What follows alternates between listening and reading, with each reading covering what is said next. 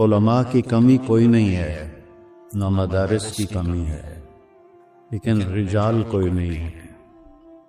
وہ لوگ وہ نوجوان جو اللہ کے سامنے کھڑے ہوں تو اللہ بھی کہے تو خدا بندے سے خود پوچھے بتا تیری رضا کیا ہے، میرا بندہ بول کیا چاہتا ہے۔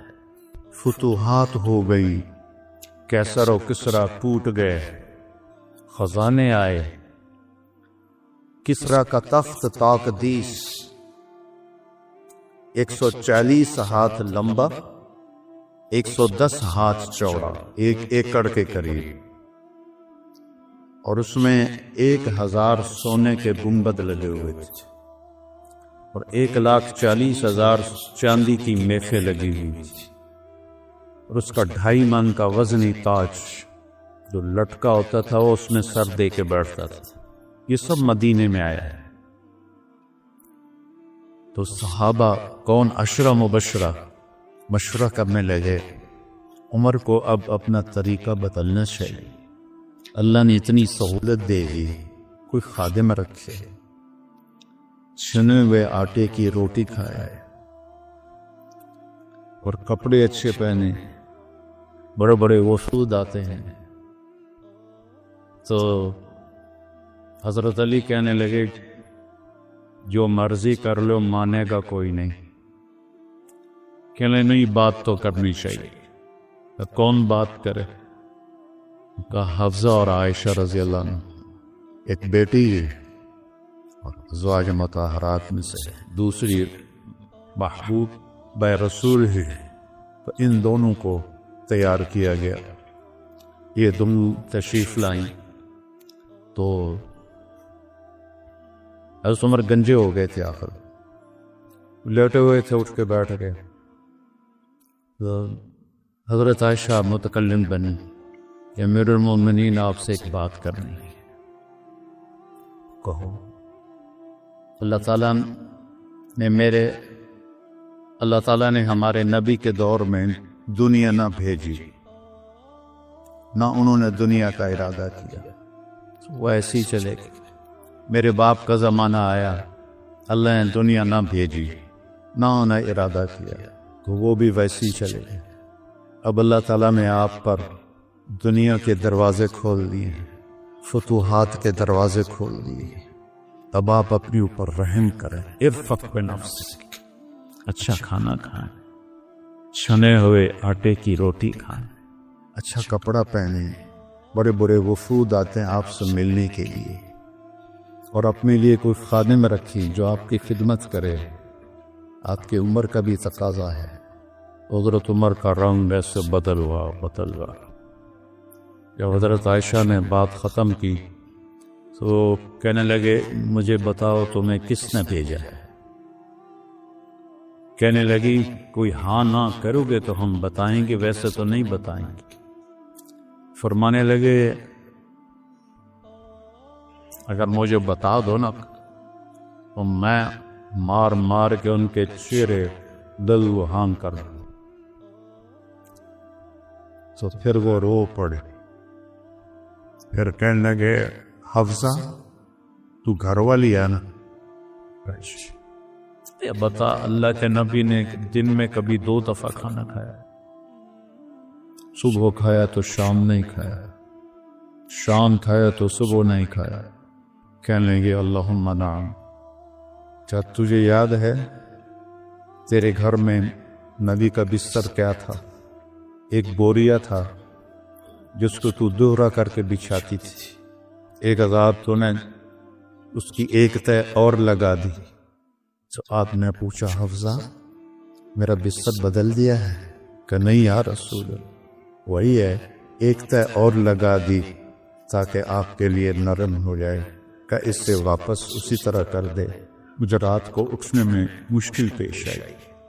حفصہ تجھے یاد ہے ایک دفعہ تو نے کھانا ایک تپائی پہ رکھ کے دیا تھا، اللہ کے نبی نے اٹھا کے زمین پہ رکھا تھا اور فرمایا تھا میں جیسے غلام کھاتے ہیں میں ایسے کھاؤں گا۔ اور تجھے یاد ہے اللہ کے نبی کے پاس ایک ہی جوڑا ہوتا تھا اور اس کو خود دھوتے تھے، اور بلال آ کر کہتے تھے کہ یا رسول اللہ الصلاۃ، تو آپ فرماتے تھے بلال میرے کپڑے خشک نہیں ہوں۔ نماز لیٹ ہو جاتی تھی کہ دوسرا جوڑے نہیں ہوتا تھا۔ کہنے لگی جی ہاں، کیا تجھے یاد ہے کہ ایک دفعہ جوڑا بھی نہیں تھا، رات میں ایک انصاری عورت سے چادر منگوائی تھی اور وہ لپیٹ کر جا کے نماز پڑھائی تھی، وہ تمہیں یاد ہے؟ جی سارو قطار رونے لگے۔ فرمایا عائشہ حفصہ جنہوں نے تمہیں بھیجا ہے انہیں جاتے کہو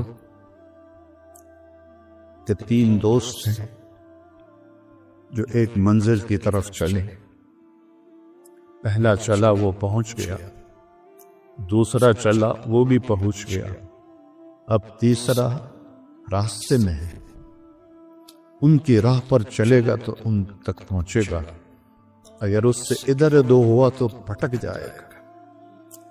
الذی نفسی بیدی لأکرہن نفسی علی ما انا علیہ، اس ذات کی قسم جس کے قبضے میں میری جان، میں اپنی جان کو اسی طرح کھپاؤں گا جس پر میں ہوں، یہاں تک کہ میرا اللہ مجھے میرے ساتھیوں سے ملا۔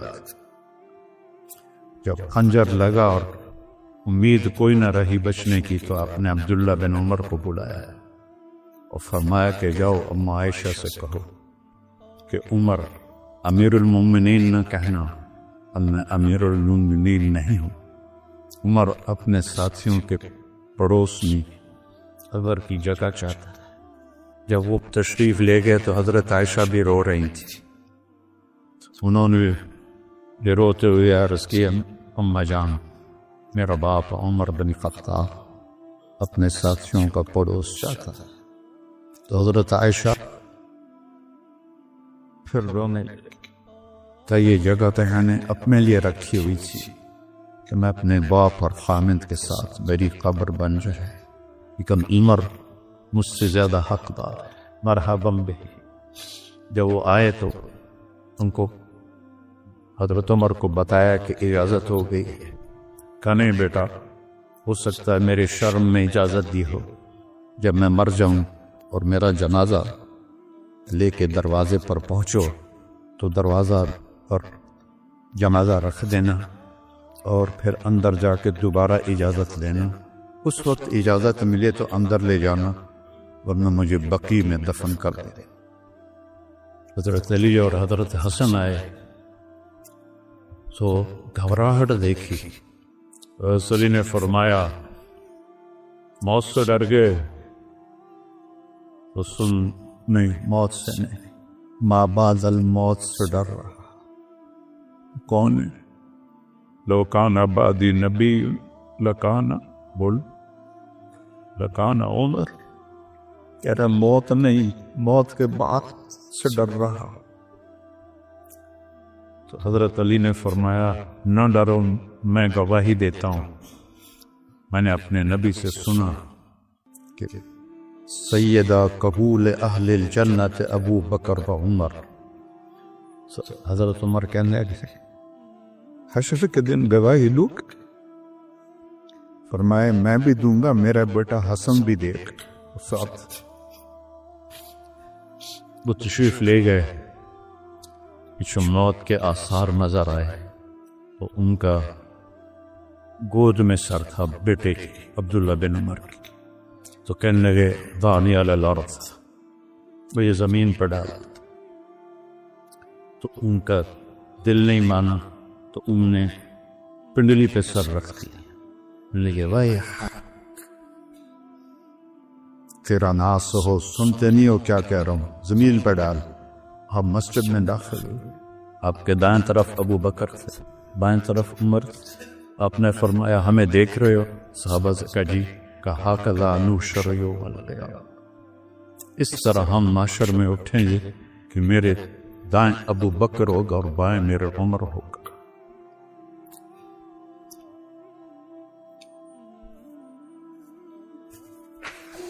آپ نے حضرت حفصہ کو طلاق دی تو اللہ کا فرشتہ آیا کہ میرے عمر کو تکلیف ہوگی، رجوع کرو، رجوع کرو۔ اپنے نبی کی منشا کے خلاف اللہ نے فیصلہ لیا کہ میرے عمر کو تکلیف ہوگی، رجوع کرو، تو آپ نے رجوع فرمایا۔ تو جب انہوں نے زمین پہ سر رکھا تو الٹے ہو گئے اور اپنا چہرہ زمین پہ ایسے ملنے